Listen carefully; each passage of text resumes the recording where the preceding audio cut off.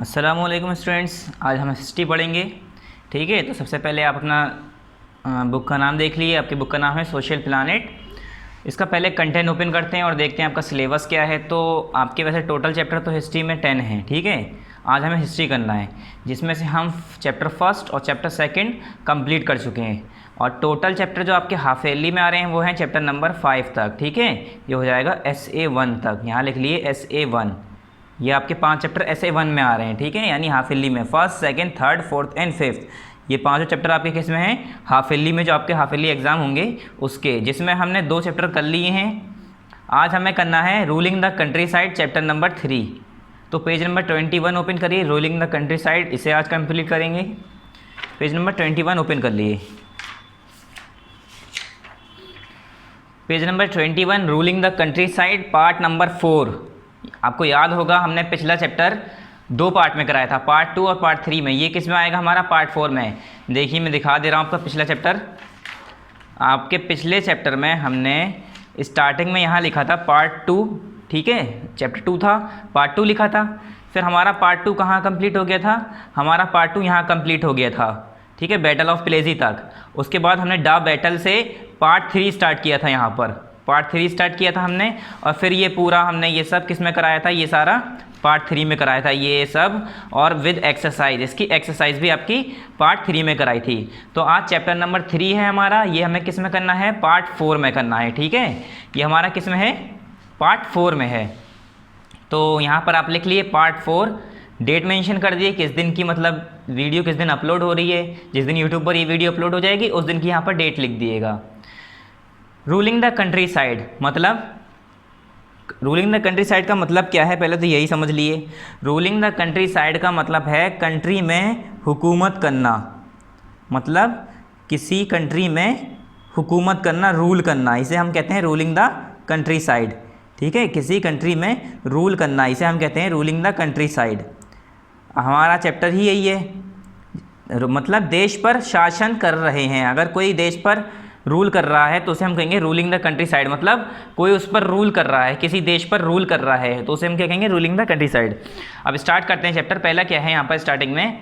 Let's read. The British come to India as trader initially but soon turned conquerors and occupied large part of India. Britishers जो थे, जो अंग्रेज़ थे, वो लोग इंडिया में क्यों आए थे? ट्रेडर की फॉर्म में आए थे। शुरुआत में इनिशियली ट्रेडर की तरह आए थे, ट्रेड करने के लिए आए थे।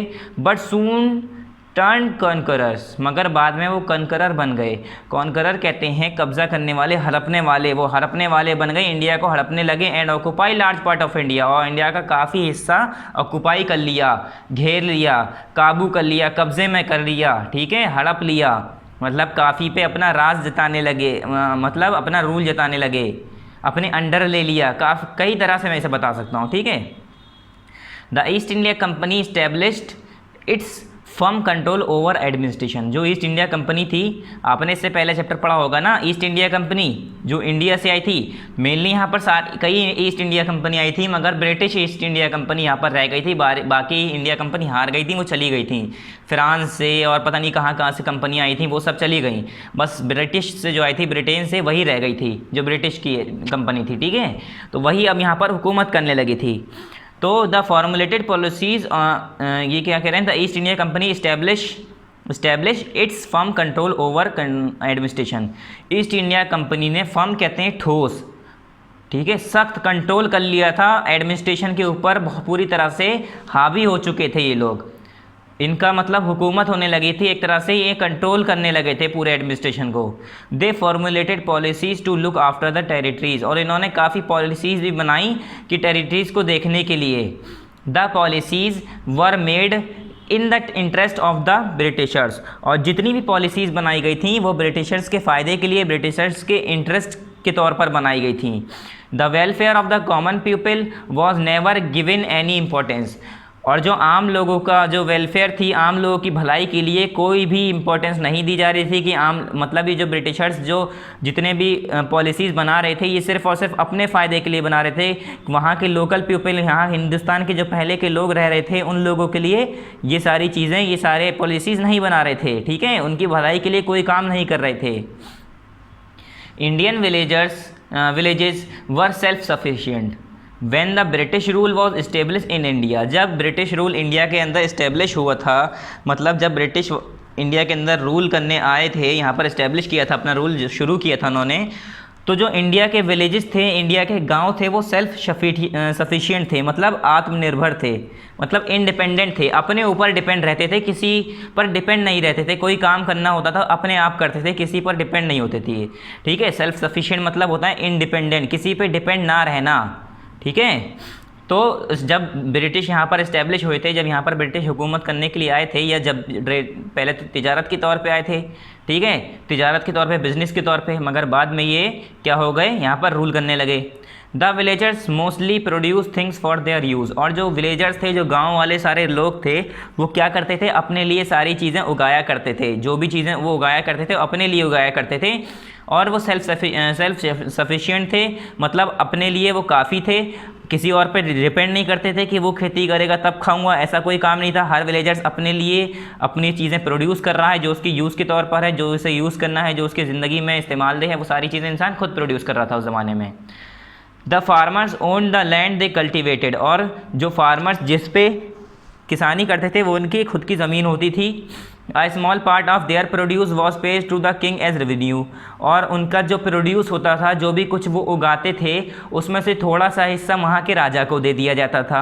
ठीक है, मतलब टैक्स के तौर पर, क्योंकि पैसा तो था नहीं उनके पास, तो वो अनाज जैसे उगा तो उसमें से 30% 50% जितना भी थोड़ा बहुत हिस्सा राजा के पास चला जाया करता था, वहाँ के रूलर के पास। The farmers, a small part of their produce was paid to the king as revenue. They were assured by the king of exemption and help when the crops failed due to natural calamities. Exemption कहते हैं छूट। They were assured by the king of exemption. King की वहाँ पर कुछ छूट भी दे रखी थी, वहाँ पर काफ़ी छूट भी मिलती थी किंग से, जैसे कि एंड हेल्प, और उन्हें मदद भी मिलती थी। जब मतलब ब्रिटिशर्स नहीं आए थे, वहाँ पर सिर्फ राजा था और उनकी जनता थी, तो पब्लिक जब जैसे कि पब्लिक जो होती थी, उन्हें राजा की तरफ से छूट भी मिल जाया करती थी और हेल्प यानी मदद भी मिल जाया करती थी। When the crops fail due to natural calamities, कब, जब जैसे कि अब कोई किसान है या कोई गाँव है, वहाँ का राजा है उस इलाके का, तो उसके कुछ इलाके में जैसे बाढ़ आ गई या तूफान आ गए, तो वहाँ के खेत तबाह हो गए, तो वहाँ का राजा जो है क्या करता था, उनकी हेल्प कर दिया करता था। मतलब किस तरह की हेल्प कर दिया करता था, जैसे कि उस टाइम, उस महीने या उस साल उनसे टैक्स लेने के लिए मना कर दिया कि ठीक है इस साल तुम टैक्स मत दो, तुम्हारी फसल ख़राब हो गई है, या तुम्हारी इतनी अच्छी फसल नहीं हुई है तो तुम थोड़ा कम टैक्स दे दो, 30% की जगह 20% दे दो, 15% दे दो। तो ये सारी चीज़ें राजा की तरफ से इन्हें मिल जाया करती थी। ठीक है, ये सारी चीज़ें एश्योर्ड हो जाया करती थी, कॉन्फिडेंस, ठीक है, आश्वासन। When with the advent of the British the situation changed, मगर जब ब्रिटिश आ गए यहाँ पर, ब्रिटिश के आने के बाद ये सिचुएशन चेंज हो गई, ये हालात बदल गए। The tax was collected by the companies agent, जो टैक्स होते थे वो कौन कलेक्ट करने लगा, राजा की जगह। राजा के जो पहले दरबारी कलेक्ट करते होंगे राजा के लिए, अब कंपनीज़ के एजेंट आने लगे, कंपनीज़ के ऑफिसर्स, काम करने वाले आने लगे, वो कलेक्ट करने लगे इन लोगों से tax. The amount was fixed and it was mandatory for farmer to pay in cash, और जो अमाउंट होता था वो फिक्स होता था कि मतलब इतना है तो इतना ही देना है, चाहे फसल बर्बाद हो, चाहे तूफान आए, चाहे आंधी आए, चाहे बाढ़ आ जाए, हमें इससे मतलब नहीं, तुम्हें इतना टैक्स देना है तो देना है, ये वाली बात थी, फिक्स था बिल्कुल। And it was mandatory for farmer to pay in cash, और फार्मर के लिए ये बहुत ज़रूरी था कि उसे वो कैश के तौर पर दें, मतलब हाथ में रकम दें। अनाज वनाज नहीं लेते थे वो, कि गेहूँ उगाया तो 30% गेहूँ ले लिया, ऐसा कुछ नहीं, बस उन्हें पैसा चाहिए, कैश चाहिए। देयर वॉज नो कंसेशन और नो कंसिडरेशन, कोई कमी नहीं होती थी उसमें, कोई कंसिडरेशन, कोई मोल भाव नहीं होता था, मतलब कोई कैसी भी कोई सी भी परेशानी आ जाए, even at the time of failure of crop, अगर तुम्हारी ख़राब हो गई है, क्रॉप्स अच्छी नहीं उगी है, तुम्हारी जो धान है, किसानी है, खेती है जो, वो ख़राब हो गई है, चाहे कैसे भी मौसम की वजह से, बारिश की वजह से, जैसे भी, मगर उसमें कोई टैक्स में कमी नहीं होगी, पैसे कम नहीं किए जाएंगे, जितना टैक्स है वो देना पड़ेगा। ये किसकी तरफ से था, ये ब्रिटिशर्स की तरफ से था। This created an additional burden on the peasants as they had to pay to the landlords यानी ज़मींदार as well as the Britishers, और इससे जो है जो फार्मर्स होते थे, जो किसान होते थे, पीजेंट्स होते थे, उन्हें इससे परेशानी और ज़्यादा बढ़ गई। उनका जो बोझ था, बर्डन था, बर्डन कहते हैं बोझ, उनके ऊपर एडिशनल बोझ आ गया, एडिशनल बर्डन आ गया काफ़ी बोझ बढ़ गया उनके ऊपर। क्यों? क्योंकि अब उन्हें ज़मींदार को तो देनी पड़ रही थी, मतलब जिसकी ज़मीन पर काम कर रहे थे या जिस मतलब जो टैक्स देते थे ज़मींदार को, उन्हें तो दे ही रहे हैं, साथ साथ अब ये ब्रिटिशर्स जो होते थे ये लोग भी अब टैक्स मांग रहे हैं। तो इससे इन्हें दो बार टैक्स देना पड़ रहा था, एक ज़मींदार को भी देना पड़ रहा है, लैंडलॉर्ड्स को। मतलब अगर कोई किसान है वो किसी और की ज़मीन पे काम कर रहा है, तो ज़मीन पे वो काम कर रहा है तो ज़मीन के पैसे देने पड़ेंगे, या जैसे उसने कहा कि 50% तुम आधा मेरे खेत पर काम करो, आधा तुम मुझे दे देना, आधा तुम रख लेना। तो आधा तो उसे दे दिया, फिर आधा जो बचा उसमें से फिर ब्रिटिशर्स को दे दिया, तो ऐसे बचता ही क्या था, कुछ नहीं बचता था ऐसे। तो पीजेंट्स को, फार्मर को, किसानों को बहुत ज़्यादा परेशानी होने लगी इन सब चीज़ों से, ठीक है, और इन सब चीज़ों से वो बहुत ज़्यादा परेशान हो गए। दीवानी राइट्स टू कंपनी। अब ये दीवानी राइट्स जो कंपनी को दिया गया था, ये क्या था दीवानी राइट्स में? दीवानी राइट्स होता क्या है? The diwani rights means that the company now had the power to collect land revenue. Diwani rights का मतलब ये होता है कि अब जो कंपनी है उसके पास इतनी पावर है, उसे इतनी कुव्वत, इतनी ताकत दे दी गई थी कि अब तुम जाओ लैंड रेवेन्यू कलेक्ट कर सकते हो। मतलब जो ज़मीन का कर्ज है, जो ज़मीन का टैक्स है, अब तुम कलेक्ट कर सकते हो, तुम ले सकते हो। ये वाली बात आ गई थी दीवानी राइट्स में। दीवानी राइट्स का मतलब यही होता है, राइट मतलब होता है हक। उन्हें ये हक दे दिया गया था, पहले जो मतलब रूलर था, रूलर ने इंडिया का जो रूलर था उसने ही ये हक दिया था। सबसे बड़ी गलती इंडिया के रूलर की यही थी कि उसने ये राइट दे दिया उसे, अंग्रेज़ों को, कि तुम अब लैंड कलेक्ट कर सकते हो, लैंड रेवेन्यू। और वो लोग लैंड रेवेन्यू क्यों कलेक्ट करना चाह रहे थे? क्योंकि उन्हें जो है अपनी इंडस्ट्रीज़ के लिए, अपनी कंपनी के लिए पैसा चाहिए था, और वो लैंड रेवेन्यू से अपना पैसा कलेक्ट कर रहे थे। The company realise that just focusing on major town would be of no use in the long run. मतलब ये कह रहे थे, कंपनी ने ये सोचा, कंपनी ने ये महसूस किया, खाली बड़ी बड़ी जगहों को, बड़े बड़े मेजर टाउन्स को ही फोकस करना ज़्यादा लंबे समय तक ठीक नहीं रहेगा। यही ज़्यादा लंबे समय तक हमारे इस्तेमाल में ठीक नहीं रहेगी। मतलब हमें छोटी छोटी जगहों पर भी टैक्स लेना चाहिए, छोटी छोटी जगहों को नहीं छोड़ना चाहिए। It realise that in order to spread its influence, मतलब इन्होंने ये सोचा कि अपना इफेक्ट, अपना प्रभाव पूरे जगह पर फैलाने के लिए it also needed to have control on rural areas as well. इन्होंने ये सोचा अपना असर छोड़ने के लिए, हर जगह पर अपना इफेक्ट देने के लिए, कि मतलब अपना एक तरह से अपनी ये, जैसे हम कहते हैं ना कि अगर हम कहीं हुकूमत करना चाहते हैं, या कोई रूलर था, जैसे पहले बहुत से रूलर आए जो हुकूमत करने आए, तो वो क्या करते थे, जैसे अब दिल्ली पे कोई रूलर आया तो वो चाहता था मैं गुजरात भी हासिल कर लूँ, मैं बंगाल भी हासिल कर लूँ, मैं राजस्थान भी हासिल कर लूँ। क्यों? क्योंकि वो अपना नाम बढ़ाना चाह रहा था, अपनी ताकत बढ़ाना चाह रहा था। तो अंग्रेज़ ने भी सोचा खाली बड़ी बड़ी टाउन्स और सिटीज़ को हम जो है खाली नहीं देखेंगे, अब हम छोटे छोटे एरियाज़ को भी अपने कंट्रोल में लेंगे, जिससे हमारा असर जो है फैले पूरे जगह पर, ठीक है। फिर आई land revenue policy. Land revenue policy में क्या था? लैंड मतलब ज़मीन, रेवेन्यू मतलब टैक्स, उसका कर्ज, ठीक है, जो कर्ज लेते थे ये लोग। Revenue policy. The villagers were self sufficient and agriculture was the main occupation. जो विलेजर्स होते थे, जो विलेजेस होते थे, गांव जो होते थे, वहाँ के लोग जो होते थे, वो लोग सेल्फ सफिशिएंट होते थे, मतलब अपने ऊपर निर्भर होते थे, आत्मनिर्भर होते थे, इंडिपेंडेंट होते थे, दूसरों पर डिपेंड नहीं करते थे, ठीक है, अपने ऊपर ही डिपेंड होते थे। And agriculture was the main occupation, और उनकी जो खेती थी, एग्रीकल्चर जो था वही उनका मेन ऑक्यूपेशन था, यही उनका मेन काम था। Most of the products were produce in the village itself, और जो काफ़ी ज़्यादातर प्रोडक्ट जो उगाते थे वो लोग, जो प्रोड्यूस करते थे, बनाते थे, वो विलेजेस में ही, गांव में ही अपने आप खुद बनाया करते थे। मतलब अंग्रेज़ जैसे आए वो लोग इन लोगों से बनवा कर खुद यूज़ करते थे, तो विलेजर्स जो होते थे, गाँव वाले जो होते थे, वो किसी और से ख़रीद कर या उनसे बनवा कर नहीं लेते थे। जो सारी चीज़ें उनकी यूज़ की होती थी, मेनली वो मोस्टली क्या करते थे, अपने आप ही प्रोड्यूस करा करते थे। Every village had a panchayat to settle disputes, और हर विलेज, हर गांव में एक पंचायत होती थी। पंचायत में 5 मेंबर होते हैं, ठीक है, पंचायत, इसीलिए पंच नाम पड़ा इसका, सरपंच जिसे कहते हैं। तो पंचायत जो है हर गांव में होती थी, किस लिए होती थी? डिस्प्यूट्स को, विवाद को, आपस में जो लड़ाई झगड़े हैं उसे सॉल्व करने के लिए, उसे ख़त्म करने के लिए, ठीक है। क्या होती थी यहाँ पर? एक पंचायत होती थी, सरपंच मतलब पंचायत होता था, group of 5 peoples. The farmer had the right over the land which they cultivated during the time of disaster, और फार्मर जो होता था, जो किसान होता था, उसके पास ये हक था ओवर द लैंड, मतलब ज़मीन के ऊपर उसका खुद का हक होता था, which they cultivated during the time of disaster, जिसे वो कल्टिवेट कर रहा हो, जिसे पर वो खेती कर रहा हो during the time of disaster, मतलब डिजास्टर के टाइम में, ठीक है, काल के समय में, फार्मर के पास ये हक होता था उस ज़मीन पर कि वो काल के समय में जिस टाइम वो उस पर क्या कर रहा है, खेती कर रहा है, उस पर कल्टीवेशन कर रहा है, the revenue was either reduce और वेव्ड। तो उस पर हक क्या होता था फार्मर का, किसान का, मतलब जब वो ब्रिटिशर्स नहीं थे तो राजा जो फार्मर्स होते थे या होने के बाद भी उनका तो हक ये बनता था किसानों का कि जैसे कि किसी डिज़ास्टर्स में, किसी तबाही में उनकी खेत ख़राब हो गए तो क्या होना चाहिए, उनका जो टैक्स था वो कम हो जाए या तो फिर वेव्ड अवे, मतलब वेव्ड कर दिया जाए, माफ़ कर दिया जाए। मतलब रेवेन्यू वॉज आइदर रिड्यूस और वेव, या तो फिर उनका टैक्स कम कर दिया जाए या वेव कर दिया जाए, यानी माफ़ कर दिया जाए। तो ये इनका हक बनता था। मगर ईस्ट इंडिया कंपनी क्या करती थी, ऐसा कुछ नहीं करती थी। When East India Company came to India they obtain the diwani rights of Bengal.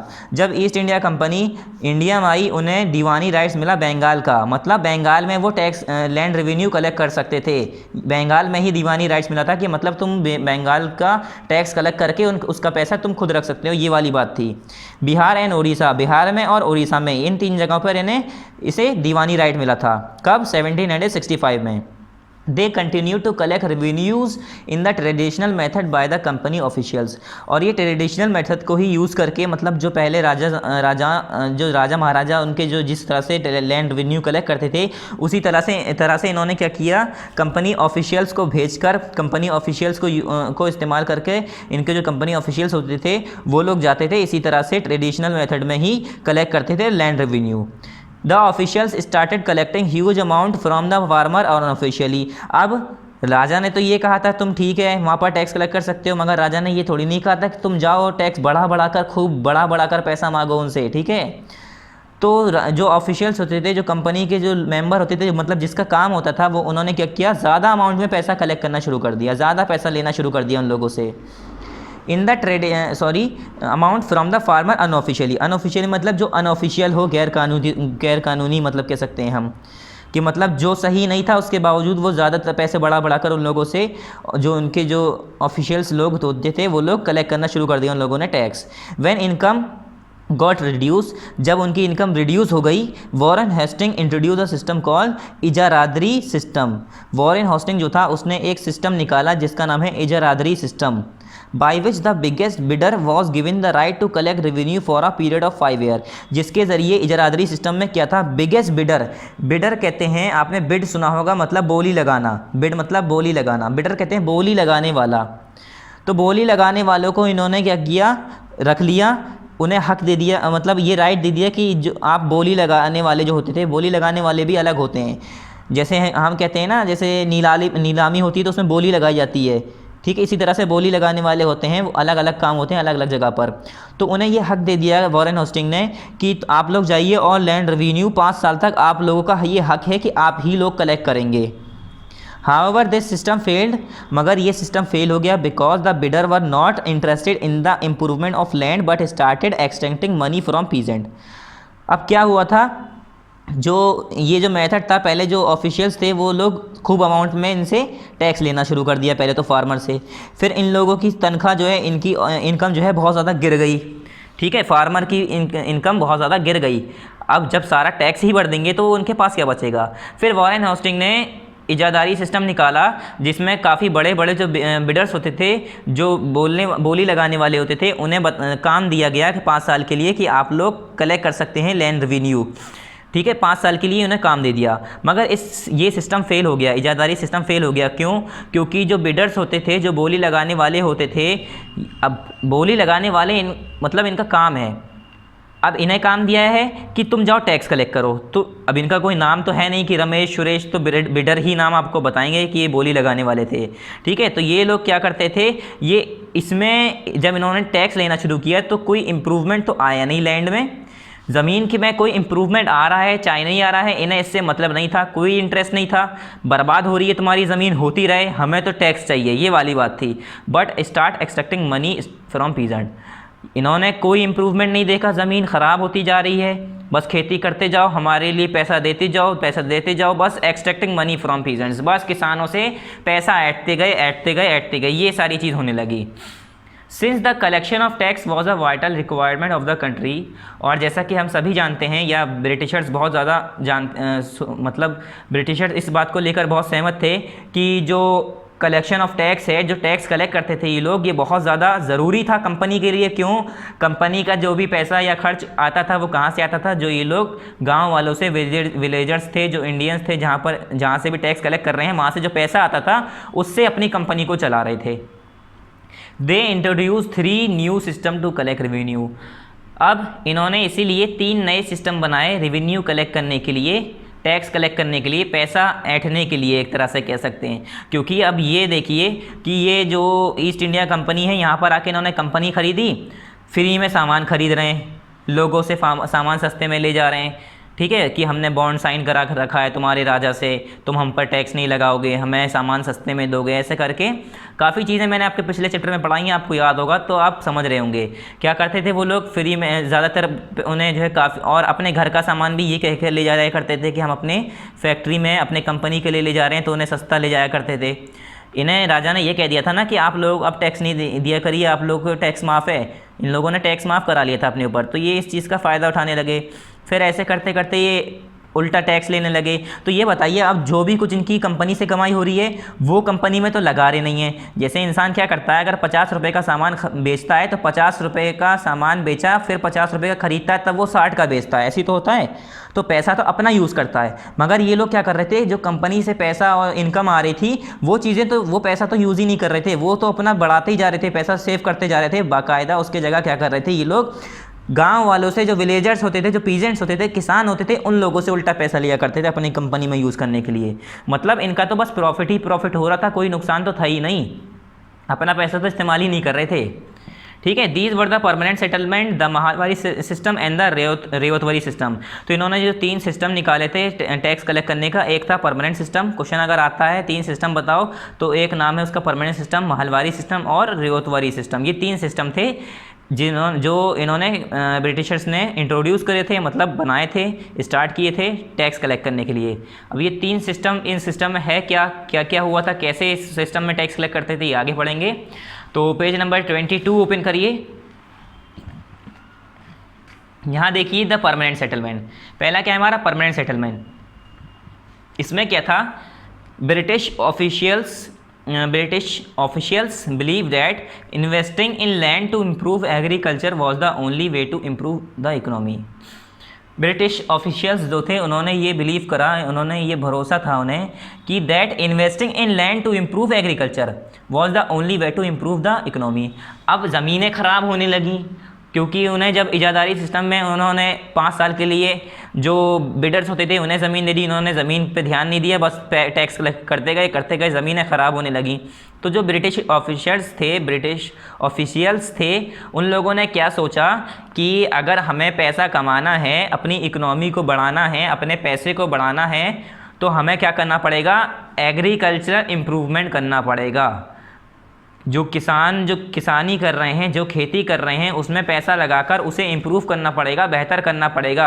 अगर उसमें हम थोड़ा बहुत पैसा नहीं लगाएंगे तो वो फसलें बर्बाद होंगी, फिर हमारा कोई फ़ायदा नहीं होगा, हमें पैसा नहीं मिलेगा।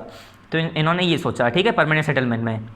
They did not want to take direct control of the local administration in village because of several reasons। और ये गांव में, विलेजेस में डायरेक्ट कंट्रोल नहीं करना चाहते थे, लोकल एडमिनिस्ट्रेशन जो थे उस पर रूल डायरेक्टली नहीं करना चाहते थे, क्योंकि जैसे कि अब इन्होंने एक कठपुतली राजा बना रखा था कि राजा को बता दिया करते थे ऐसा करना है, ऐसा करना है, राजा को बाकी काम दे दिया जाता था। क्योंकि अगर ये खुद रूलर बन जाते तो इन्हें फालतू के जो इंटरनल अफेयर्स होते थे उन्हें भी देखना पड़ता, जो आपस के मैटर होते थे उन्हें भी सुलझाने पड़ते। तो ये लोग बहुत तेज़ थे, बहुत चालू थे। इन्होंने सोचा कि यहाँ का जो हम ऐसी फालतू राजा बना दे रहे हैं, एक जो कि ये छोटे मोटे काम खुद देखा करेगा और जो टैक्स कलेक्ट करने का काम है वो हम करेंगे। मतलब पैसे वाला काम खुद करते थे और जो इंटरनल मैटर होते थे वो राजा पे छोड़ दिया करते थे। इसीलिए ये नहीं चाह रहे थे कि हम खुद हुकूमत करें, मतलब हम खुद राजा बता दें कि हम राजा हैं। डायरेक्टली इन्होंने कभी अपने आप को रूलर नहीं बताया कि हम रूलर हैं। अगर ये अपने आप को रूलर बता देते थे, राजा बता देते, तो सारा काम भी नहीं करना पड़ता, तो ये अपनी कंपनी को कैसे संभालते, इसलिए डायरेक्ट कंट्रोल नहीं करना पड़ जाते थे वहाँ पर। They did not want to annoy those people who had traditional enjoyed power and prestige in the villages. अब ये उन लोगों को परेशान नहीं करना चाहते थे जो जिनके पास कुछ ट्रेडिशनल पावर थी, ठीक है, और प्रेस्टाइज इन द विलेजेस, और कुछ उनके मतलब गांव में जो कुछ थोड़ी उनकी पावर थी उन लोगों को ये परेशान नहीं करना चाहते थे, छेड़ना नहीं चाहते थे। In order to keep powerful people happy and to collect better revenue, और जो पावरफुल पीपल थे, जो ताकतवर लोग थे गांव में के, या जो राजा था या जो पावरफुल पीपल थे, जो अमीर लोग थे, उन लोगों को ये परेशान नहीं करना चाहते थे और उन्हें खुश रखने के लिए और अच्छा रेवेन्यू कलेक्ट करने के लिए इन्होंने क्या किया, Lord Cornwallis introduce the permanent settlement. Lord Cornwallis जो थे, इन सारी चीज़ों को करने के लिए उन्होंने एक परमानेंट सेटलमेंट बनाया। इसमें क्या था, वो लोग पावरफुल लोगों को हैप्पी करने के लिए, खुश करने के लिए, खुश क्यों करना चाहते थे, अगर उन लोगों को खुश रखेंगे तो वो लोग अच्छा खासा पैसा देंगे, इसलिए लालच था इन लोगों का। तो कॉर्नवालिस ने क्या किया, इंट्रोड्यूस कर दिया परमानेंट सेटलमेंट में। ठीक है, as per this system rajas and taluqdar were recognise as ज़मींदार। इस सिस्टम में जो राजा होते थे और जो ताल्लुकदार होते थे उन्हें ज़मींदार बना दिया गया। A permanent rate of revenue from land was fixed. इसमें हर ज़मीन से एक परमानेंट रेट बता दिया गया कि आपको इतना पैसा देना है, इतना पैसा आपको देना है, इस तरह से जितना भी आप मतलब बताया गया हो ज़माने में। The zamindars were suppose to collect the land revenue from the peasants. और जो ज़मींदार होते थे वो जो है क्या करते थे, was suppose to collect land revenue from the peasants.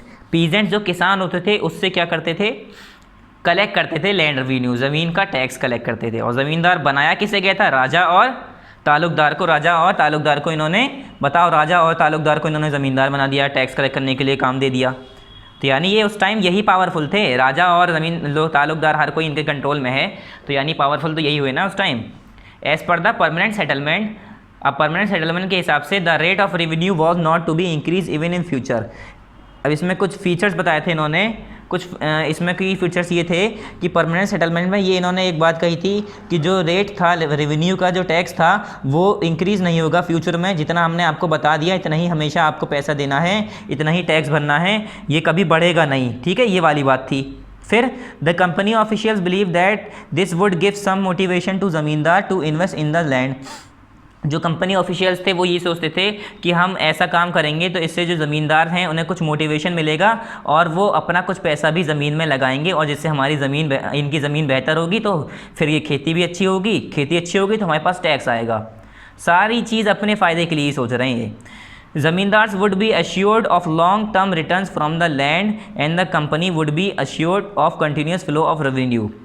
अब जो ज़मींदार थे उन्हें क्या किया गया, कॉन्फिडेंस दे दिया गया, मतलब ज़मींदार वुड बी अश्योर्ड, इन्हें ये कॉन्फिडेंस था of long term returns from the land, कि उनसे ज़मीन से काफ़ी लॉन्ग टर्म का रिटर्न्स मिलेगा। And the company would be assured of continuous flow of revenue, और इस तरीके से कंपनी को लगातार क्या मिलता रहेगा, कंपनी को क्या मिलता रहेगा, रेवेन्यू मिलता रहेगा। It is also created a new social class of landlords who were loyal of the British। और इससे इन्हें और एक फ़ायदा हुआ कि एक सोशल क्लास ऑफ लैंडलॉर्ड्स बना मिल गया इन्हें। मतलब जब किसी ज़मींदार को, किसी को कोई, अगर आप किसी को कोई बेहतर पॉलिसी दे रहे हैं, उसे कोई आप हेल्प कर रहे हैं किसी तरह की, तो वो आपका ईमानदारी तो रहेगा। तो इन्होंने सोचा कि हमें ब्रिटिश लॉयल लोग मिलेंगे, ईमानदार लोग मिलेंगे। ठीक है, ड्रॉबैक्स ऑफ परमानेंट सेटलमेंट। अब जो परमानेंट सेटलमेंट थे इसके नुकसानात क्या थे, ड्रॉबैक्स क्या थे, इसके क्या क्या नुकसान थे। ठीक है, इसके मतलब क्या क्या ऐसे नुकसान आए। तो इसमें क्या है ड्रॉबैक्स में, the permanent settlement had many drawbacks. Permanent settlement में काफ़ी ड्रॉबैक्स थे। पहला क्या है, the rate of land revenue was too high. अब फिक्स तो था लैंड रेवेन्यू का टैक्स कि आपको इतना ही देना है, चाहे आपकी इतनी कमाई हो, चाहे आपकी इतनी कमाई हो, आपको टैक्स इतना ही देना है, ये वाली बात थी। तो काफ़ी लोग सोच रहे थे चलो अगर हम ज़्यादा उगा लेंगे, तो ज़्यादा अगर पैसा कमा लेंगे तो हमें इतना ही पैसा देना है, ऐसा नहीं है कि हमें आधा देना पड़ेगा तो हमारे पास कुछ आएगा। मगर ऐसा कुछ नहीं था, जो भी रेट फिक्स था वो इतना हाई था कि बहुत मुश्किल पड़ रहा था गाँव वालों के लिए, विलेजर्स के लिए, पीजेंट्स के लिए वो टैक्स भरना। मैनी ज़मींदार वर unable to pay the revenue. काफ़ी ज़मींदार जो होते थे, काफ़ी जो ज़मींदार बने थे, जैसे ताल्लुकदार और राजा को ज़मींदार बना दिया गया था, तो ज़मींदार इस काबिल नहीं बन पाते थे कि वो रेवेन्यू कलेक्ट कर लें और उन्हें पे कर पाएँ, दे पाएँ। Those who fail to pay the land revenue in time lose their zamindari right. और जो आदमी, जो ज़मींदार जो इस लायक नहीं हो पाता था कि वो उसे रेवेन्यू दे दे उन्हें, गवर्नमेंट को, मतलब उस टाइम जो ब्रिटिशर्स थे, अगर उन्हें रेवेन्यू पे नहीं कर पाए, रेवेन्यू नहीं दे पाए, तो क्या होता था, उनकी ज़मींदारी का हक छीन लिया जाता था। ठीक है, उसके बाद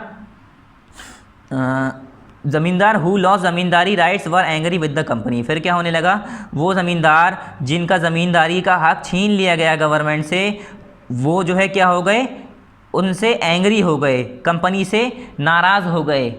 क्यों, अब उनका हक छीन लिया गया तो वह कंपनी से नाराज़ हो गए कि हमारा हक छीन लिया, हम इनके लिए टैक्स कलेक्ट करते थे।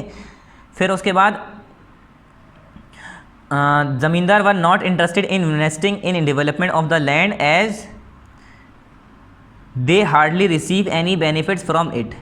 अब ज़मींदार जो होते थे उन्हें कोई इंटरेस्ट नहीं आने लगा, वो लोग पीछे हटने लगे, इनका मन नहीं लगता था अपना पैसा लगाने में। ज़मीन को डेवलप करने के लिए, ज़मीन को बेहतर बनाने के लिए उन्होंने अपना पैसा लगाना ख़त्म कर दिया, अपनी तरफ से पैसा लगाना ख़त्म कर दिया, उनका इंटरेस्ट हट गया।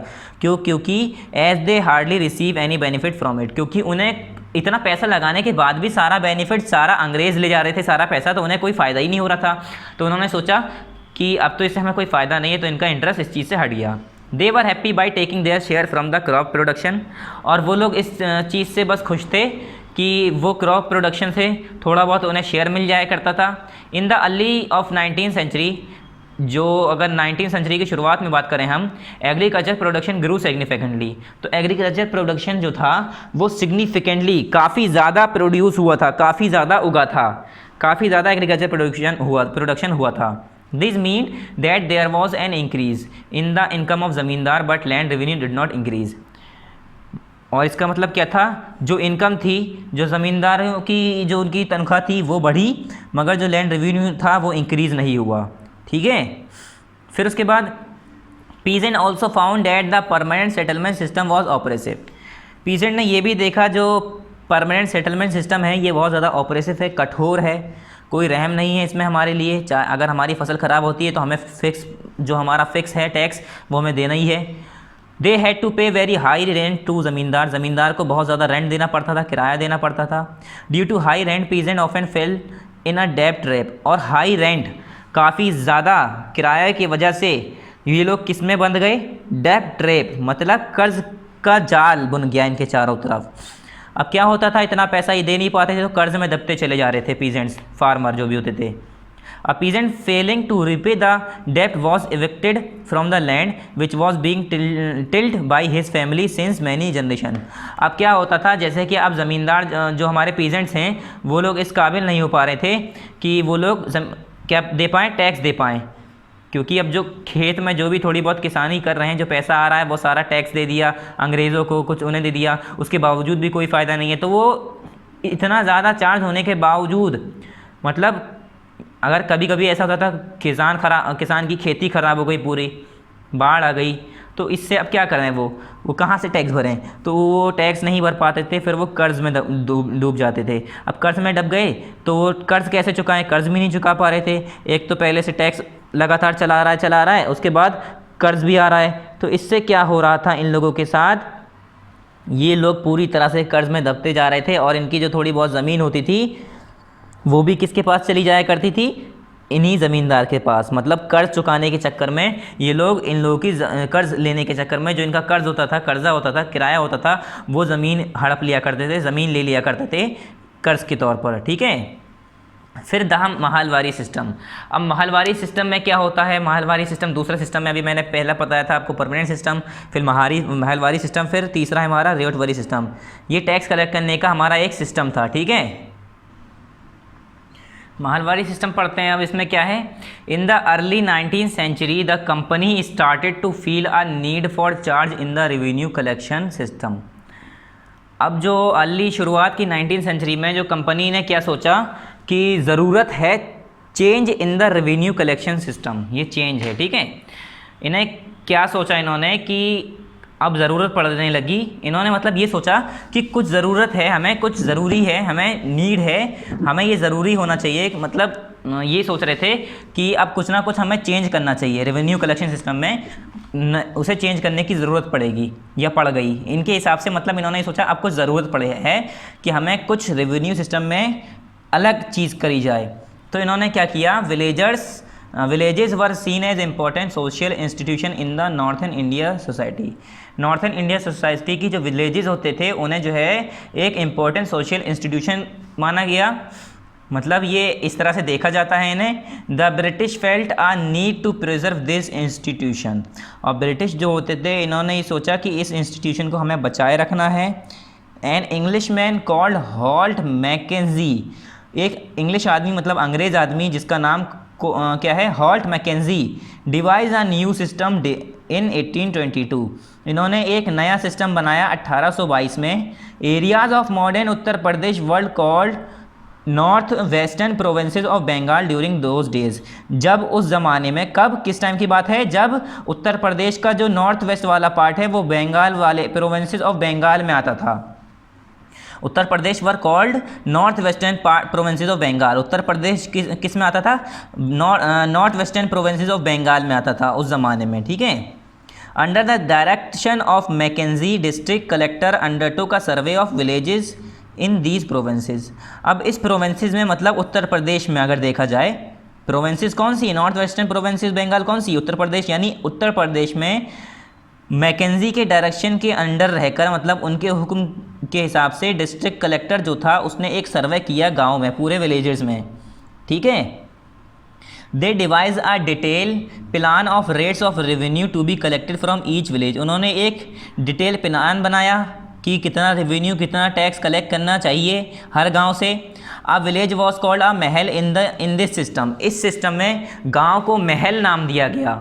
गांव को क्या कहते थे इस सिस्टम में, उस ज़माने में महल, ठीक है, मतलब हम विलेजेस कह रहे हैं तो उसी तरह से महल कहा गया था, महल, ठीक है। जैसे हम बोल रहे हैं विलेजेस, स्ट्रीट या सॉरी जैसे हमने कहा टाउन, तो इस ज़माने में जैसे गांव को विलेजेस की जगह ये महल यूज़ कर रहे थे वर्ड, विलेजेस को, गांव को विलेजेस नहीं कह के महल यूज़ करते थे, तो इस सिस्टम का नाम इसीलिए महलवारी सिस्टम पड़ गया, केम इनटू यूज़, इसीलिए इस सिस्टम से महलवारी सिस्टम निकल के आया।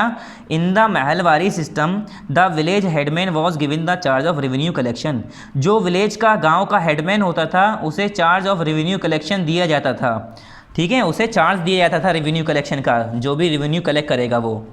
The rate of revenue was not fix and could be revise periodically, और जो रेट था रेवेन्यू जो था, टैक्स जो था वो फिक्स नहीं था और वो बार बार पीरियडिकली, पीरियड के हिसाब से, कुछ समय के हिसाब से चेंज हो सकता था। मतलब फिक्स प्राइस नहीं बताया गया था कि आपको इतना ही देना है हमेशा, मतलब वक्त के हिसाब से टाइम टू टाइम वो चेंज भी होता रहा था। Next page, Ryotwari system. Ryotwari system में क्या था, विलेजेस इन साउथ इंडिया, ठीक है, पेज नंबर 23 टॉपर देखिए यहाँ पर। रियोटवारी सिस्टम, रियोटवारी सिस्टम क्या था, villages in south India did not have the tradition of zamindars, जो साउथ इंडिया के जो गांव थे, विलेजेस थे, उनके पास कोई ऐसा ट्रेडिशन नहीं था ज़मींदार का, कोई ऐसा मतलब ऐसा कोई रिवाज नहीं चल रहा था ज़मींदार का। Hence the company official felt that in South India villages a direct connection had to be established with the cultivator। तो इन्होंने सोचा कि यहाँ पर तो कोई ऐसा रिवाज है नहीं ज़मींदारी सिस्टम का, तो यहाँ पर कैसे ये हम सिस्टम लागू करें। तो इन्होंने फील किया, इन्होंने महसूस किया कि हमें ये साउथ इंडिया के विलेजेस में डायरेक्ट कनेक्शन करना चाहिए, किससे, विद द कल्टीवेटर, कल्टीवेटर्स के बीच में एक डायरेक्ट कनेक्शन पैदा करना चाहिए।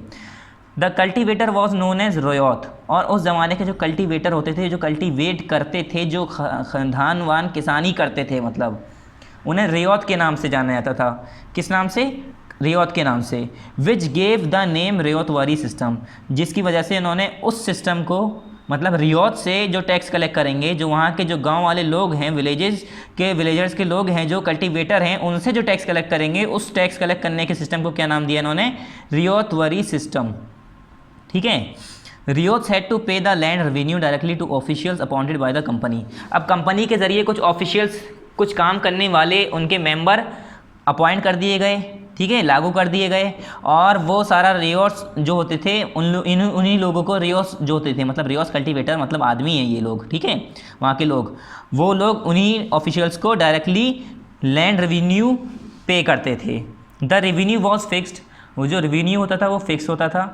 This system was earlier implemented by Captain Alexander Reed in those areas which came under the British rule after their victory over Tipu Sultan.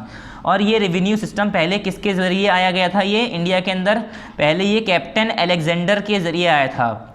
कब, जब हमने उस ज़माने की बात पढ़ी होगी जब ब्रिटिश जो है टीपू सुल्तान को हरा कर यहाँ पर पूरी तरह से कब्जा कर लिया था ब्रिटिशर्स ने जब टीपू सुल्तान को हराकर, तब ये वाला सिस्टम पहले लागू हुआ था। किसने किया था तब ये वाला सिस्टम? अलेक्जेंडर ने, ठीक है, कैप्टन अलेक्जेंडर ने तब ये वाला सिस्टम लागू किया था, और फिर अब ये किया था रॉबर्ट वाले सिस्टम में।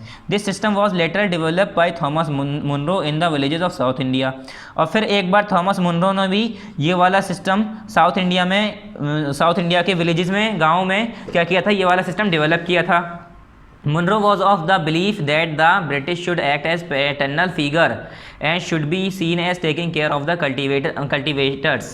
मुनरो का क्या भरोसा था, क्या यकीन था, उनका क्या बिलीफ था? वो ये सोचते थे कि जो ब्रिटिशर्स हैं उन्हें एक तरह से पैटर्नल फिगर शो करनी चाहिए अपने आप को, ठीक है, मतलब बपौती जिसे कहते हैं ना, बाप का होना, पैटर्नल, ठीक है, फादर से, पिता का, तो ये वाली चीज़ें शो करनी चाहिए इन्हें, ठीक है, मतलब एक तरह से अपने आप को सुपीरियर शो करना चाहिए। और ये Britishers should act as paternal figure and should be seen as taking care of cultivator, और जो कल्टीवेटर हैं उनकी देखभाल भी करनी चाहिए, इनका मानना था मुनरो का। क्रॉप्स फॉर यूरोप के लिए क्रॉप्स क्या क्या थी? अब इसमें जो है पहला है यहाँ पर, the British soon thought the country side should even grow the desired crop beside yielding revenue. Britishers ने ये भी सोचा था कि कंट्री साइड जो है, जहाँ पर मतलब ये हुकूमत कर रहे हैं देश में, should even grow the desired crop, उन्हें हमारी डिज़ायर्ड क्रॉप, हमारी मनपसंद, हमारी जो यूज़ की, जो हमें ज़रूरत है जिस क्रॉप की, उसे उगाना चाहिए। बिसाइड्स यील्डिंग क्रॉप रेवेन्यू, मतलब रेवेन्यू तो दे रहे हैं वो लोग, उसके हिसाब से अब इन्होंने सोचा कि ये हमारे मनपसंद के हिसाब से जो हमारी यूज़ की क्रॉप है उसे उगाएं। अब इनके दिमाग में ये वाली बात आई, ठीक है। उसके बाद बाई लेट 18th सेंचुरी, आखिर में 18th सेंचुरी के आखिर में क्या हुआ, the company tried its best to expand the cultivation of its desire crop. Company ने अपनी पूरी तरह से अपनी पूरी मेहनत लगाई दी, पूरी कोशिश की कि जो कल्टीवेशन हो ज़्यादा से ज़्यादा हमारे मनपसंद क्रॉप हो, जो हम चाह रहे हैं, जिसका हमें ज़्यादा इस्तेमाल है, वो वाली क्रॉप की खेती ज़्यादा हो, जैसे कि ओपीएम और इंडिगो। इनकी पसंद क्या थी? ओपीएम और इंडिगो। ओपीएम और इंडिगो का काफ़ी यूज़ था। इंडिगो एक नील होती है, जो ब्लू कलर की नील होती है, घरों में भी यूज़ होती है, तो इंडिगो बहुत ही अच्छी क्वालिटी की नील मानी जाती है, ठीक है। तो इनकी ये काफ़ी डिज़ायर थी कि ये चाह रहे थे कि इंडिगो और ओपीएम की अब खेती होना शुरू हो जाए। इन द नेक्स्ट 50 ईयर, अगले फिर 50 सालों में क्या हुआ, the British united the cultivator to produce crops like jute in Bengal, tea in Assam, sugarcane in United Provinces now in Uttar Pradesh. मतलब अब जो ब्रिटिशर्स हैं अगले 50 सालों में इन्होंने क्या किया, कल्टीवेटर्स को, किसानों को इकट्ठा किया और ये कहा कि जो बंगाल है, बंगाल में जूट की खेती होगी, आसाम में टी की खेती होगी, और यूनाइटेड प्रोविंसेस यानी अब जो उत्तर प्रदेश के नाम से आता है, इस जगह पर शुगरकेन, गन्ने की खेती होगी। वीट इन पंजाब, गेहूं हमारा पंजाब में उगाया जाएगा, कॉटन कहाँ पर, महाराष्ट्र में और Punjab, and rice in Madras, cotton Maharashtra और पंजाब में उगाया जाएगा, और राइस, चावल कहाँ पर उगाया जाएगा, मद्रास में। इन्होंने ये जगहें फिक्स कर दी कि यहाँ पर किसान ये वाली खेती करेंगे, यहाँ पर किसान ये वाली खेती करेंगे। फिर demand of Indian Indigo, Indian Indigo की डिमांड कैसे बनी, ठीक है, इंडियन इंडिगो की डिमांड कैसे आई, क्या ऐसा हुआ कि ब्रिटिशर्स ने सोचा कि इंडिया में इंडिगो की खेती करनी चाहिए, ठीक है, ऐसा क्या हुआ? तो इसमें क्या था, the indigo plant mainly grow in the tropics region में, ट्रॉपिकल रीजन है, वहाँ पर जो इंडिया के प्लांट हैं वहाँ पर उगाए जाते हैं, ठीक है, grow in the tropics. By the 13th century Indian indigo was in use by cloth manufacturers in Italy, France, Britain to dye cloth.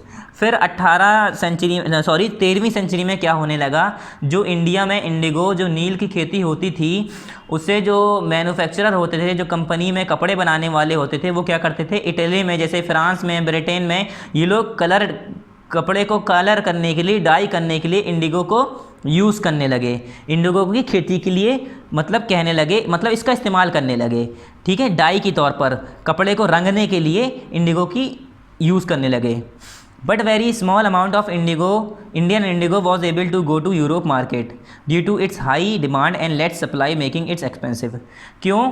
Europe में ये कह रहे हैं, मगर बहुत कम अमाउंट में, बहुत ज़्यादा अमाउंट में नहीं जा पा रही थी इंडिगो। क्यों?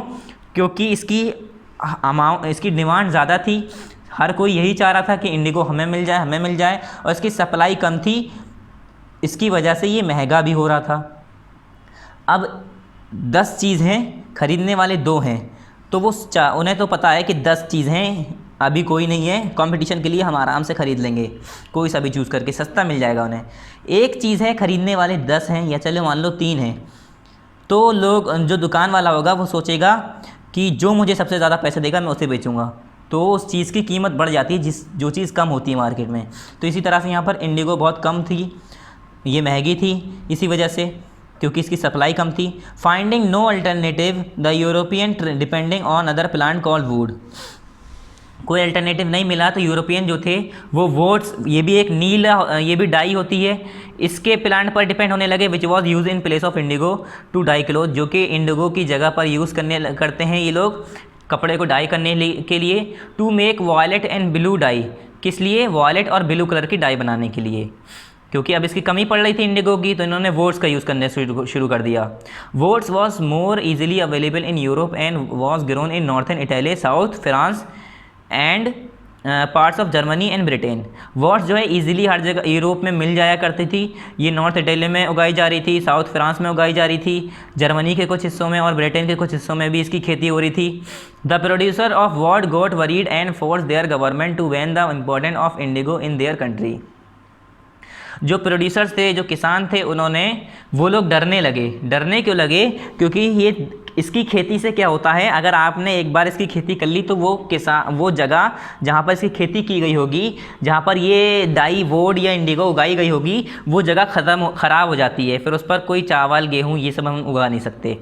तो ये लोग डरने लगे इस चीज़ से और गवर्नमेंट को फोर्स करने लगे कि जो इंडिगो की इम्पोर्टेंस है अपने कंट्री के अंदर, ये बैन कर दी जाए, इसके यूज़ को कम कर दिया जाए, इससे हमारी ज़मीनें ख़राब हो रही हैं, तबाह हो रही हैं। फिर क्या हुआ? But cloth dyes gave preference to indigo as a dye due to its rich blue colour, whereas the dye from woads was pale and dull. जो कपड़े डायर करने वाले थे, जो कपड़े डायर थे, क्लोथ डायर्स थे, उन्होंने क्या सोचा कि इंडिगो ज़्यादा बेहतर है, उसे ज़्यादा बेहतर माना। क्यों? क्योंकि उसका डार्क अच्छा कलर, और वहीं पर अगर हम वोट का कलर देखें तो वो पेल, फीका कलर, डल कलर, बेकार कलर था, उसका इतना अच्छा कलर नहीं था। ठीक है, इंडिगो ज़्यादा बेहतर कलर था इसका, इंडिगो का। By 17th century European producers force their government to remove the ban on indigo import. फिर जब 17th century में आए तो यूरोपियन जो प्रोड्यूसर्स थे उन्होंने फोर्स किया गवर्नमेंट को कि जो बैन लगाया गया है इंडिगो का इंपोर्ट करने में, जो इंडिगो इधर से उधर इंपोर्ट करी जा रही थी उस पर जो बैन लगा दिया गया था कि नील नहीं आएगी अब कहीं से, वो हटा दिया जाए। The French started cultivation of indigo in Saint Domingue जगह है फ्रांस में, वहाँ पर अब कल्टिवेशन शुरू हो गई इंडिगो की, इन द कैरिबियन आइलैंड। ठीक है, द पोर्टुगज इन ब्राज़ील के अंदर पोर्टुगज जो जगह है वहाँ पर शुरू हो गई खेती इसकी। The English in Jamaica and the Spanish in Venezuela, ये जगहें बताई। मतलब यहाँ पर जब 17th century में इस पर बैन हट गया तो दोबारा इसकी खेती होना शुरू हो गई। Toward the end of 18th century the demand for Indian Indigo grow, जब 18 सेंचुरी की बात करें हम तो 18 सेंचुरी के आखिर में जो इंडिया की इंडिगो थी, इंडियन इंडिगो, इंडिया की नील थी, उसकी खेती की डिमांड ज़्यादा बढ़ गई। क्यों? इसकी ये बहुत बेहतर नील थी। ठीक है, इसलिए। फिर Britain also began its cotton industry and need dye for its colour, और ब्रिटेन भी कॉटन इंडस्ट्री अपनी शुरू कर रहा था, तो वो चाह रहा था कि उसे भी इंडिगो मिले। क्यों? क्योंकि उसे डाई करना था, उसे कलर करना था कपड़ों को, कॉटन के कपड़ों को, तो इसलिए वो भी चाह रहा था, उसे भी ज़रूरत थी उसकी इंडिगो की। The demand for Indigo increase, फिर क्या हुआ? इंडिगो की डिमांड इंक्रीज़ हो गई, बढ़ गई। But it's supply from the West Indies and American reduce, और इसकी सप्लाई जो वेस्ट इंडीज़ से जो इंडिगो आ रही थी या अमेरिका से आ रही थी वो कम हो गई, क्योंकि हर कोई चाह रहा है कि मैं खरीदूँ, तो लोगों के लिए इसकी कमी पड़ने लगी। Between 1783 and 1789 the production of indigo in the world fail dramatically by half, इसकी जो प्रोडक्शन हो रही थी, जो लोग बाग इसकी खेती कर रहे थे, वो बिल्कुल आधी घट गई। कब? 1783 से 1789 में पूरी तरह से आधी, मतलब लार्ज अमाउंट में, ड्रामेटिकली मतलब लार्ज अमाउंट में, ज़्यादा अमाउंट में बिल्कुल आधी गिर गई। Cloth dyers in Britain now looked for new source of Indigo supply, अब जो कपड़े डायर करने वाले थे, कपड़े डाई करने वाले थे, जो कंपनियों में कपड़े डाई करे जा रहे थे, वो लोग अब नया सोर्स ढूंढ रहे थे इंडिगो की सप्लाई के लिए। वो चाह रहे थे हमें कहीं और से इंडिगो मिलने लगे। And the option was India, और अब जो ऑप्शन बचा था वो कौन था? इंडिया। मतलब अब हर जगह से सप्लाई ख़त्म हो गई, कहीं और से इन्हें नील नहीं मिल रही है, इंडिगो नहीं मिल रही है, डाई नहीं मिल रही थी, तो इन्होंने सोचा अब हम कहाँ से नील लेंगे, तो इनके पास जो आखिरी ऑप्शन बचा था वो था इंडिया, कि अब हम इंडिया में इसकी खेती कराएंगे, इंडिया से नील लेके आएंगे। ठीक है, और ये इंडिया में फिर यहाँ पर अब शुरू हो जाएगा इंडिगो कल्टीवेशन के बारे में हम यहाँ पर स्टार्ट करेंगे। तो इंडिगो कल्टीवेशन में क्या है अब पूरी बताएंगे, इंडिगो कल्टीवेशन कैसे हुई, उसके नुकसानात क्या क्या हैं, काफ़ी इसके रिवोल्ट्स हुए, काफ़ी विवाद हुए, लोग इसके लिए ख़िलाफ़ लड़े भी। ठीक है, इंडिगो कल्टीवेशन अब स्टार्ट करते हैं इसे। There were two system for indigo cultivation, इसके एग्जांपल दिए हमारी निज कल्टीवेशन एंड रियोट कल्टीवेशन। ठीक है, अब दो तरीके थे इंडिगो के कल्टीवेशन के, एक था निज कल्टीवेशन और एक रियोटी cultivation. In the nij system जो होता, मतलब दो सिस्टम निकाले इन्होंने, कि दो सिस्टम बनाए इन्होंने कि यहाँ पर इंडिगो की कल्टीवेशन इस हिसाब से होगी, इस हिसाब से होगी। दो सिस्टम क्या था, एक निज कल्टीवेशन और एक रियोटी cultivation. In the nij system में क्या था, the farmer produces indigo on their own field. जो किसान होते थे वो अपनी खुद की ज़मीन पे उगाते थे। ठीक है, इंडिगो की खेती अपने खुद की ज़मीन पे करते थे, तो इसे हम कहते थे निज सिस्टम में क्या होता था, the farmer produces indigo on their own field, खुद की ज़मीन पर। ठीक है, in the ryoti system the peasant took land on rent for indigo cultivation. और रियोटी सिस्टम में क्या होता था, पीजेंट जो है लैंड को ज़मीन पर ले लिया करते थे इंडिगो की कल्टीवेशन के लिए, ज़मीन पर, रेंट पर। ठीक है, ज़मीन को रेंट पर लिया करते थे इंडिगो की नील की खेती के लिए, उसकी कल्टीवेशन के लिए। नेक्स्ट पेज नंबर 24 ओपन करिए। फिर क्या हुआ, निज सिस्टम को अभी डिस्क्राइब करेंगे पूरा। ठीक है, अकेले पहले निज सिस्टम को पढ़ते हैं, फिर इसका रियोटी सिस्टम भी पढ़ेंगे। निज सिस्टम में क्या था, there were many drawbacks with the nij system of indigo cultivation. Indigo cultivation को लेकर निज सिस्टम में काफ़ी ड्रॉबैक थे, काफ़ी नुकसान थे। क्यों, अब बताते हैं यहाँ पर। Indigo could be grown on fertile land only. जो इंडिगो थी वो खाली फर्टाइल लैंड पे, जो बहुत अच्छी ज़मीन थी, उपजाऊ ज़मीन थी, जो उपजाऊ ज़मीन होती है सिर्फ और सिर्फ उस पर ही उगाई जा सकती है Indigo plantation was labour and capital intensive. जो इंडिगो प्लांटेशन है उसमें काफ़ी ज़्यादा लेबर, मजदूर और कैपिटल यानी पैसों की ज़रूरत पड़ती है। एक तो ये इसकी कमी हो रही थी, मतलब खूब सारे लेबर, खूब सारे वर्कर होने चाहिए और खूब सारा पैसा होना चाहिए उसमें लगाने के लिए। A farmer needed to invest in bullocks and plough for indigo cultivation. अब इतने ज़्यादा मजदूर तो है नहीं, तो लोग जो फार्मर होते थे, किसान होते थे, उन्हें बुलक्स कहते हैं, जो हमारी बैलगाड़ी होती है। तो खेतों में भी बैलगाड़ी एक तरह की यूज़ करते हैं, बैले जो यूज़ करते हैं, तो उसके लिए और खेतों इंडिगो कल्टीवेशन के लिए प्लो करने के लिए, खेत को उपजाऊ मतलब उसकी प्लोइंग के लिए क्या करना पड़ता था, अब इन्हें अपनी तरफ से पैसा लगाना पड़ता था, इन्वेस्ट करना पड़ता था फार्मर को। The season of indigo cultivation was the same as rice cultivation. और जो इंडिगो कल्टीवेशन का मौसम होता है वो कब होता है, जब राइस की कल्टीवेशन होती है, जब चावल उगाने की बारी आती है, तभी इंडिगो का भी वही सीज़न होता है। तो इससे क्या होने लगा, so the land, labour and other resources needed to be diverted from rice to indigo. तो जितने भी लैंड, लेबर थे और अदर रिसोर्सेज थे, अब उन्हें क्या होने लगा कि वो लोग राइस को छोड़कर इंडिगो की उन्हें प्लांटेशन करनी पड़ रही थी, नील की खेती करनी पड़ रही थी।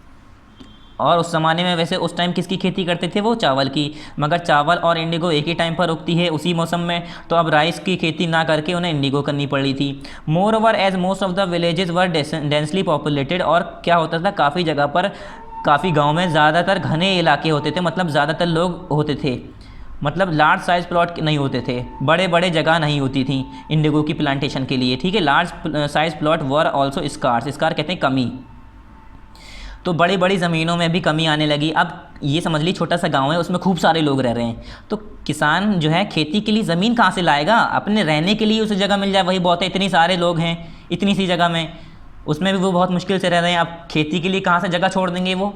ठीक है, farmers were not willing to divert the land from rice to indigo as indigo farming cause damage to the fertility of the soil. और जो वहाँ के किसान थे, जो फार्मर थे नए सिस्टम में, वो लोग जो है वो अब नहीं जाना चाह रहे थे, वो नहीं चाह रहे थे कि हम इंडिगो की खेती करें। क्यों, क्योंकि इंडिगो की खेती एक बार करने के बाद क्या होता था, उसकी फर्टिलिटी, जो ज़मीन की खूबी होती थी, जो उसकी उपजाऊ ज़मीन जो होती थी वो बर्बाद हो जाती थी, ज़मीन बंजर हो जाती थी। ठीक है, उस पर दोबारा आप चावल नहीं उगा सकते, ऐसी उसकी फर्टिलिटी ख़त्म हो जा रही थी। ठीक है, इंडिगो की प्लांटेशन के बाद। रियोटी सिस्टम में क्या था, planters force the cultivator to sign a contract to get land for indigo cultivation. इसमें क्या था, जो प्लांटर्स थे जो खेती करने वाले थे उन्हें फोर्स करा जा रहा था, कल्टीवेटर, फोर्स द कल्टीवेटर, जो प्लांटर्स थे वो कल्टीवेटर्स को फोर्स कर रहे थे to sign a contract to get land for indigo cultivation, कि इंडिगो कल्टीवेशन के लिए तुम एक कॉन्ट्रैक्ट साइन करो जिससे तुम्हें ज़मीन मिलेगी। ठीक है, अगर तुम्हें इंडिगो कल्टीवेशन करनी है तो पहले तुम्हें कॉन्ट्रैक्ट साइन करना पड़ेगा ज़मीन लेने के लिए। ठीक है, अगर तुम्हें ज़मीन चाहिए इंडिगो की खेती के लिए तो पहले एक कॉन्ट्रैक्ट साइन करो। एज़ पर दिस कॉन्ट्रैक्ट, इस कॉन्ट्रैक्ट के हिसाब से ही a farmer had to cultivate indigo on at least 25% of the land. अब इस कॉन्ट्रैक्ट के हिसाब से फार्मर को ये इजाज़त मिल गई थी कि वो 25% ज़मीन पे इंडिगो की कल्टीवेशन कर सकता है। Only this contract could enable a farmer access to loan for indigo cultivation, और ये कॉन्ट्रैक्ट अगर वो साइन नहीं करते तो उन्हें लोन नहीं मिलता, जिसकी वजह से इन्हें ये कॉन्ट्रैक्ट साइन करना पड़ा।